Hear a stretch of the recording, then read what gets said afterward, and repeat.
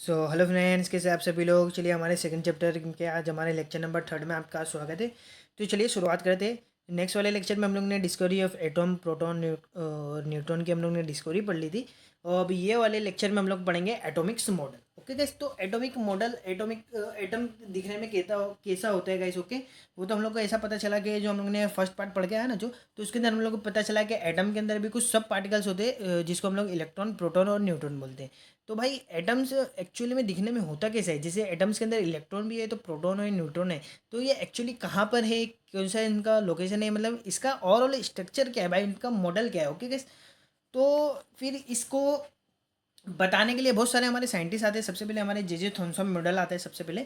तो हमारा सबसे आता है J J Thomson model of atoms. Okay guys, तो हमारे सबसे पहले जे जे थॉमसन साहब ने हमारा एक एटम का मॉडल दिया था, जिसको हम लोग बोलते हैं प्लम पुडिंग मॉडल, या रेजिंग पुडिंग मॉडल, या वाटरमेलन मॉडल बोलते हैं। मतलब इन्होंने एक हम लोग को एक सिंपल एग्जांपल दिया था, एटॉमिक एटम कैसा दिखता होगा, उसका स्ट्रक्चर क्या होगा, उसका मॉडल दिया था। ओके गैस, तो यहाँ पर हम लोग ने बोला था कि जो रेड पल मतलब जो हमारा वाटरमेलन होता है, तो वाटरमेलन के अंदर क्या होता है गाइस, ये हम लोग ने जो शेड किया है, इसको हम लोग बोलते हैं रेड पल्प। और ये पर जो ये ब्लैक ब्लैक है, ये हमारे क्या वाटरमेलन के सीड है। ओके गाइस, तो red pulp is a proton, मतलब इन्होंने क्या क्या जो एटम होता होगा वो कुछ इस तरीके से होता होगा। और जो उसके अंदर जो पूरा रेड वाला पल्प है, मतलब जो लाल लाल जो हम लोग खाते हैं गाइस। ओके, तो रेड पल्प को उन्होंने क्या गया, प्रोटॉन कहा गया। और जो इसके अंदर जो हमारे जो सीड थे, ओके गाइस, जो सीड थे उन्हों उसको क्या कहा गाइस, इलेक्ट्रॉन कहा गया। ओके गाइस, तो जे जे थॉमसन के द्वारा कुछ हम लोग को इस तरीके का मॉडल हम लोग को प्रोवाइड किया गया कि भाई एटम का जो स्ट्रक्चर है कुछ इस तरीके से हम लोग को दिखता होगा। ओके गाइस,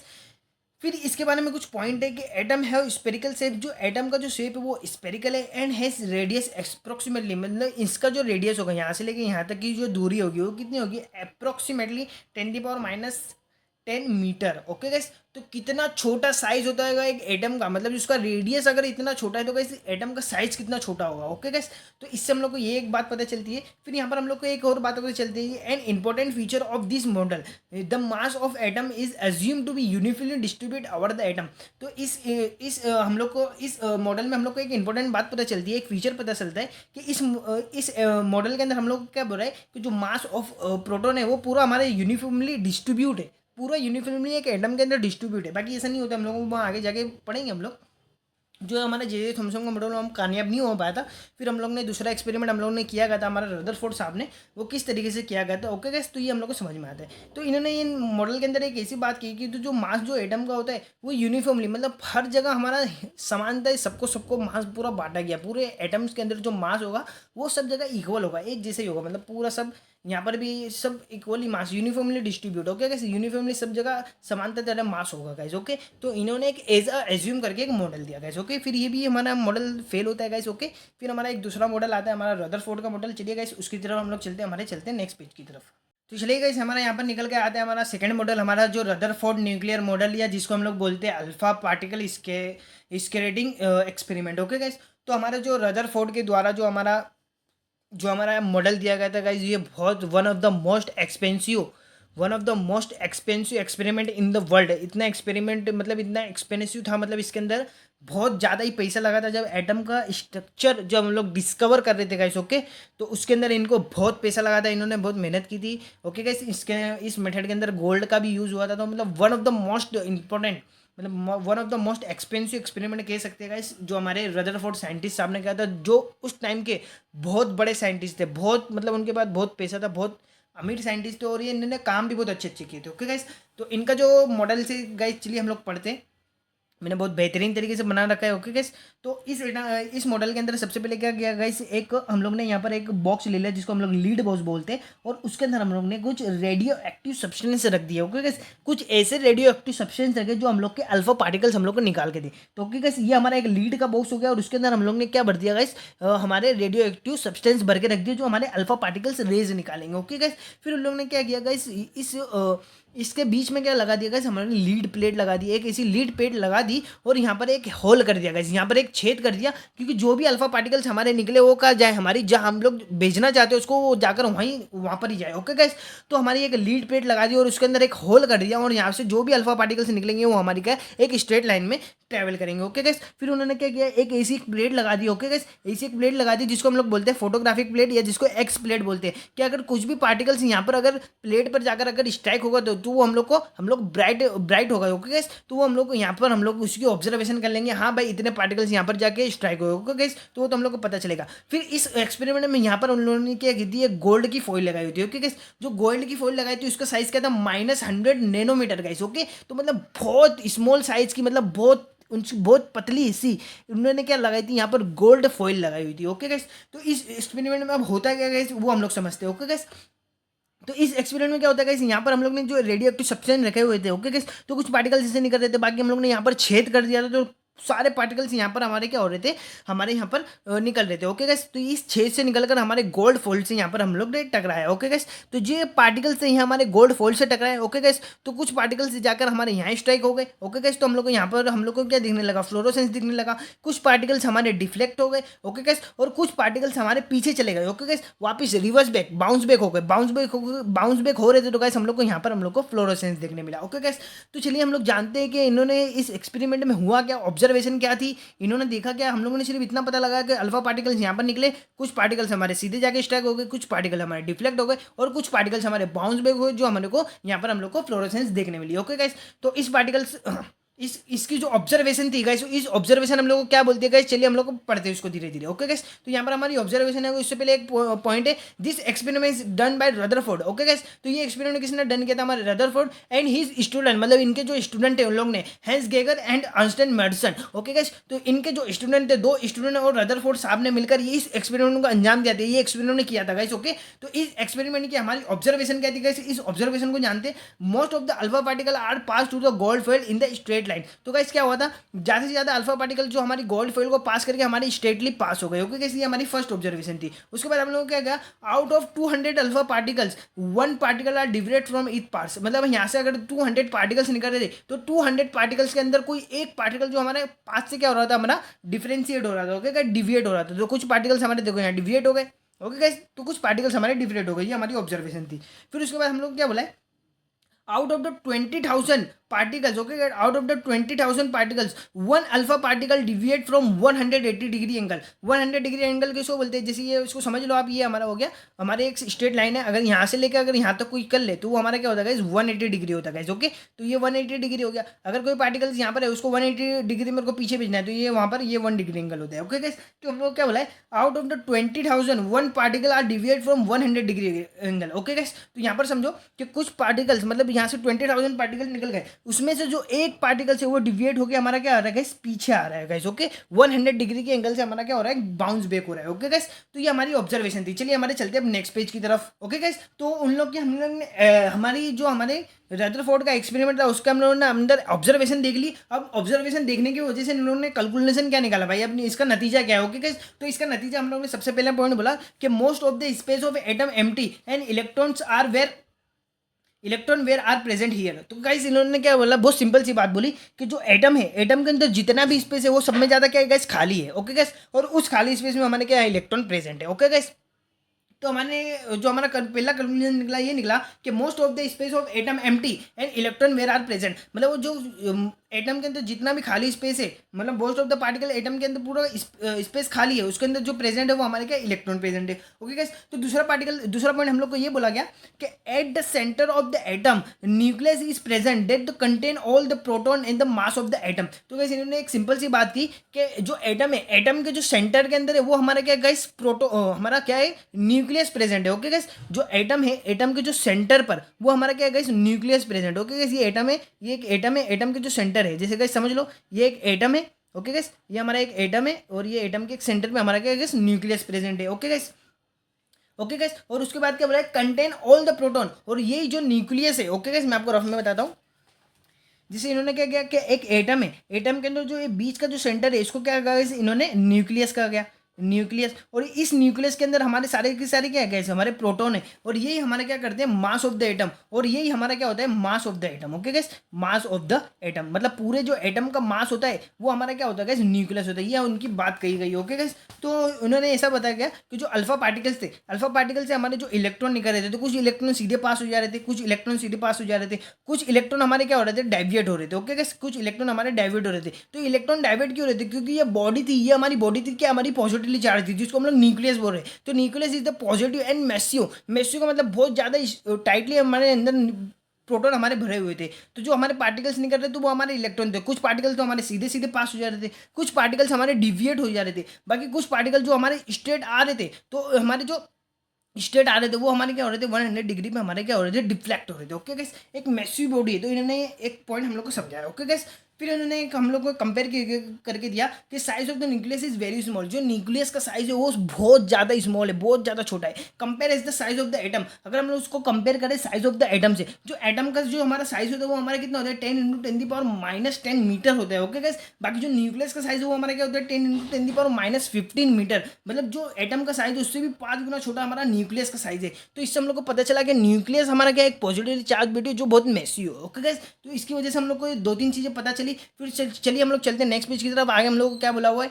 ओके गाइस, तो हम लोग को वहाँ पर हम लोग को एक हम लोगों ने ऑब्जर्वेशन देख ली, कैलकुलेशन देख लिया, बट इस एक्सपेरिमेंट का एक्चुअल रिजल्ट क्या है गाइस, रिजल्ट क्या, हम लोग को रिजल्ट क्या दिया गया कि इस एटम जो मॉडल जो दिया गया इसका रिजल्ट क्या दिया गया। ओके गाइस, तो रिजल्ट देख लेते हैं हम लोग को क्या दिया।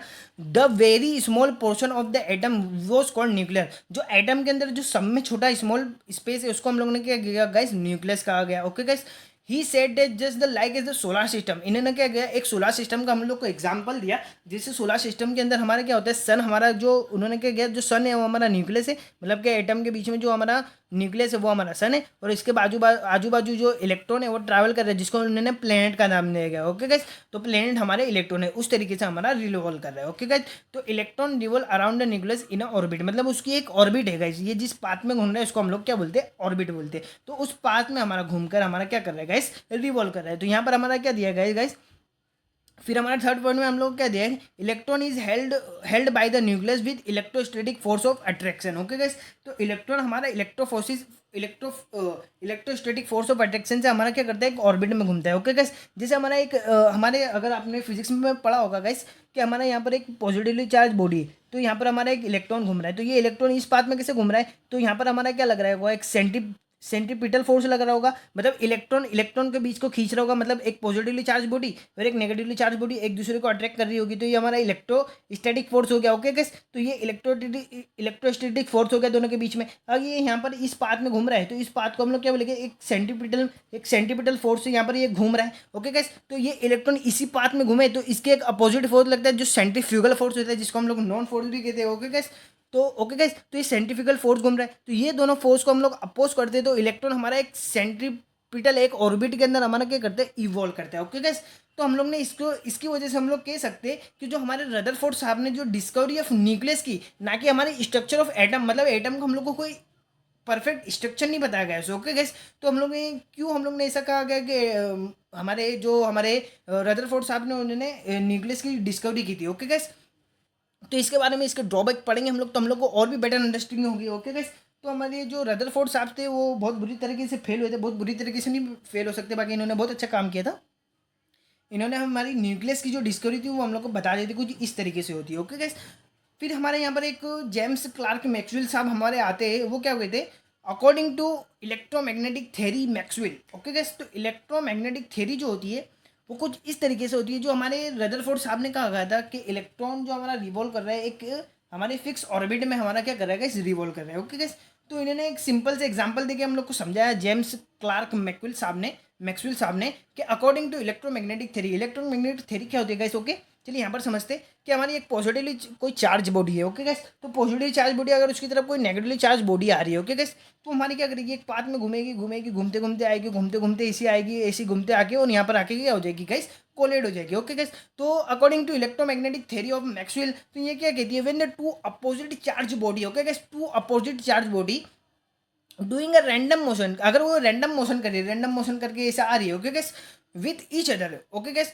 The one of them will be lost east kinetic energy, उसमें से कोई एक क्या करेगा, उसकी लॉस्ट कर देगा काइनेटिक एनर्जी, और काइनेटिक एनर्जी जैसे लौट होगी ultimately collide with each other body, वैसे क्या होगी, एक दूसरे के अंदर कोलाइड हो जाएगी एक दूसरे की बॉडी। ओके गैस, तो हमारी रदरफोर्ड साहब ने भी हमारा कुछ ऐसे किया था कि इलेक्ट्रॉन हमारा नेगेटिवली चार्ज बॉडी है और प्रोटॉन हमारा पॉजिटिवली चार्ज बॉडी है, तो वो क्या करेगी, एक टाइम पे आके कोलाइड हो जाएगी। ओके गैस, तो गाइज इस तरीके से हमारी इलेक्ट्रोमैग्नेटिक थ्योरी ऐसी की थी कि दो अपोजिट चार्ज की बॉडी है, तो उसमें से कोई एक अपोजिट चार्ज की बॉडी हमारी क्या करेगी, लॉस कर देगी काइनेटिक एनर्जी, और जाके हमारी क्या हो जाएगी, एक दूसरे में कोलाइड हो जाएगी। ओके गाइज, तो हमारे फिर जो जेम्स क्लार्क साहब थे, मैक्सवेल साहब थे, उन्होंने बोला कि भाई क्या हुआ, तुम्हारा इलेक्ट्रॉन के अंदर भी तो यही हो रहा है, हमारे जो तुमने जो स्ट्रक्चर बताया उसके अंदर जो हमारा जो न्यूक्लियस है वो हमारा पॉजिटिवली चार्ज है और जो इलेक्ट्रॉन है हमारा नेगेटिवली चार्ज है, तो एक टाइम पर आकर जो इलेक्ट्रॉन है यहाँ पर जाके कोलाइड हो जाना चाहिए, तो कोलाइड नहीं हो रहा है, इसका मतलब क्या होता है गाइस, आप बताओ मेरे को। तो रदरफोर्ड साहब से तब ऐसा पूछा गया कि बताओ ये इलेक्ट्रोमैग्नेटिक थ्योरी तो ये कह रही है और आप ऐसा कह रहे हो, तो ये किस तरीके से पॉसिबल है, तो रदरफोर्ड साहब कुछ जवाब नहीं दे पाए। ओके गाइस, तो चलिए हम लोग चलते हैं हमारे नेक्स्ट पेज की तरफ। गाइस यहाँ पर हमारे ड्रॉबैक्स थे हमारे कुछ रदरफोर्ड मॉडल के, कोई भी चीज़ का एक्सपेरिमेंट होता है तो उसके अंदर कुछ ड्रॉबैक्स हम लोग को देखने मिलते हैं। ओके गाइस, तो रदरफोर्ड साहब का जो हमारा पहला ड्रॉबैक था, if the electron revolve around the nucleus randomly 10⁻⁸ second will be required for the electron to collide with the nucleus. तो इसके हिसाब से हमारा जो इलेक्ट्रॉन जो हमारा ट्रैवल करता है न्यूक्लियस के पास 10⁻⁸ सेकंड के अंदर, जो हमारा इलेक्ट्रॉन जो ट्रैवल कर रहा है हमारा न्यूक्लियस के पास, तो 10⁻8 सेकंड के अंदर हमारा न्यूक्लियस के अंदर जाके क्या हो जाना है, कोलाइड हो जाना चाहिए। ओके गाइस, तो इसकी वजह से हम लोग को ये पॉइंट समझ में आना चाहिए कि 10⁻⁸ सेकंड से ज़्यादा कोई हमारा एटम हमारा स्टेबल ही नहीं है, पर ऐसा तो हो नहीं सकता, हम लोग देख रहे हैं कोई भी चीज़ स्टेबल है, देखो ये चीज़ स्टेबल है। ओके गाइस, तो इस तरीके से हमारा इलेक्ट्रोमैग्नेटिक थ्योरी की वजह से हमारा जो रदरफोर्ड का हमारा सबसे पहला हमारा निकल कर आया हमारा drawback. Okay guys, according to James Maxwell, यहाँ पर उसका रीजन दे रहा है, according to James J.C. Maxwell, electron will keep losing its kinetic energy ultimately collide with the nucleus and atom will the collapse, atom collapse हो जाएगा, फिर atom का कोई अस्तित्व नहीं रहेगा जब वो जाके कोलैब हो जाएगा 10⁻⁸ सेकंड में। ये हमारे जो हमारे रदरफोर्ड साहब थे वो हमारा एक्सप्लेन नहीं कर पाए थे। फिर हमारा सेकंड उसका सेकंड हमारा ड्रॉबैक निकल कर आते हैं, electron position and placement and atom was not clear, मतलब इलेक्ट्रॉन की पोजीशन और उसका प्लेसमेंट जो बता नहीं पाए थे कि वो हमारा इस तरीके से हमारा एक ऑर्बिट में ट्रैवल कर रहा है या इधर ट्रैवल कर रहा है। ओके गाइस, तो ये क्लियर नहीं कर पाए थे हमारे डेल्टन साहब। फिर उसके बाद हमारा थर्ड पॉइंट निकल कर आता है, according to this metal atom must have show continuous spectrum but reality it show line spectrum. Okay guys, तो ये हमारा कुछ स्पेक्ट्रम के बारे में, तो जो हमारा जो एटॉमिक मॉडल था वो हमारा क्या करता है, हमारा कंटिन्यूस स्पेक्ट्रम शो करता है, बाकी रियलिटी के अंदर हमारा वो किस क्या शो करता है, लाइन स्पेक्ट्रम। ये कंटिन्यूस स्पेक्ट्रम क्या, लाइन स्पेक्ट्रम क्या, ये पूरा डिटेल में गाइस आप लोग पढ़ेंगे आगे की लेक्चर में। ओके गाइस, तो ये पॉइंट आप लोग को वहाँ पर जाके इजीली समझ में आ जाएगा। ओके गाइस, तो यहाँ पर हमारी एक न्यूक्लियस की हमारी डिस्कवरी हो गई थी, तो न्यूक्लियस के बारे में हम लोग कुछ बातें जान लेते हैं। तो nucleus are made of proton and neutron, जो न्यूक्लियस हमारा बना होता है वो किससे बना होता है, हमारा एक्चुअली प्रोटॉन और न्यूट्रॉन से बन के हमारा क्या होता है, हमारा न्यूक्लियस बना होता है। ओके गाइस, तो न्यूक्लियस की अगर हम लोग को स्टेबिलिटी चेक करनी है, ओके गाइस, तो न्यूक्लियस की जो स्टेबिलिटी चेक करनी है, find the nuclear stability by neutron upon proton का रेशियो। अगर न्यूट्रॉन प्रोटॉन का रेशियो अगर हम लोग निकाल लेंगे तो उससे हम लोग को क्या पता चल जाएगा, न्यूट्रॉन की स्टेबिलिटी। अब इसको करते कैसे, if neutron ratio if neutron plus proton ratio is nearly equal to 1, अगर इसका रेशियो अगर हमारा निकल कर आता है 1,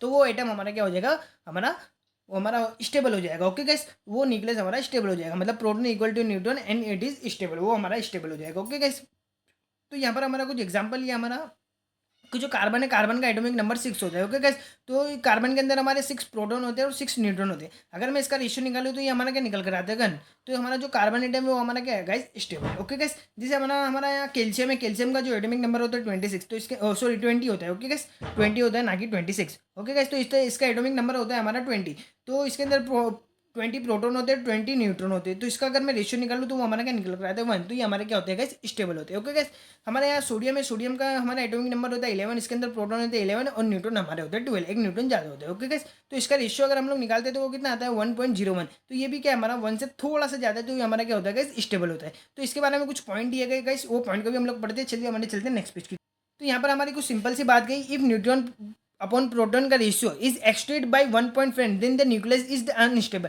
तो इन्होंने क्या किया, एक सिंपल सी बात की, अगर 1.5 से ज़्यादा वैल्यू, अगर न्यूट्रॉन अगर प्रोटॉन का अगर हम लोग रेशियो निकाल रहे, अगर उसकी वैल्यू 1.5 से ज़्यादा आ गई तो वो हमारा क्या हो जाएगा, 1 स्टेबल हो जाएगा। But the categorise of the radioactive, उनकी कैटेगराइज हम लोग किस में रखेंगे, रेडियो एक्टिव में रखेंगे, जिसका 1.5 से ज़्यादा होगा। Okay guys, as the atomic number increase atomic mass is also increase, जैसे जैसे एटॉमिक नंबर इंक्रीज होगा वैसे वैसे एटॉमिक मास इंक्रीज होगा, ये तो हम लोग को पता है। That the number of neutron increase more than the more than the proton. Okay guys, मतलब उसकी वजह से क्या होगा, हमारा न्यूट्रॉन का नंबर क्या होगा, हमारा इंक्रीज होगा। बाकी उससे ज़्यादा भी हमारा क्या होगा, प्रोटॉन का नंबर इंक्रीज होगा। ओ, हमारा न्यूट्रॉन का नंबर सब में ज़्यादा इंक्रीज होगा, और मोर देन प्रोटॉन, मतलब प्रोटॉन से ज़्यादा हमारा न्यूट्रॉन का नंबर इंक्रीज हो जाएगा। जैसे यहाँ हम लोग एग्जांपल लेते हैं यूरेनियम का जो एटॉमिक नंबर होता है 92 और एटॉमिक मास होता है हमारा 235। तो जो यूरेनियम है उसके अंदर जो हमारे न्यूट्रॉन होते हैं 143 होते हैं। ओके गाइस, जैसे एटॉमिक नंबर बढ़ेगा उसका एटॉमिक मास भी बढ़ेगा, उसकी वजह से क्या हो गया, हमारे जो नंबर ऑफ न्यूट्रॉन हो जाएगी सब में ज़्यादा, और प्रोटॉन से भी ज़्यादा हो जाएगी। ओके गाइस, तो हमारे न्यूट्रॉन निकल के हमारे 143, और हमारे प्रोटॉन कितने होते हैं, हमारे 92।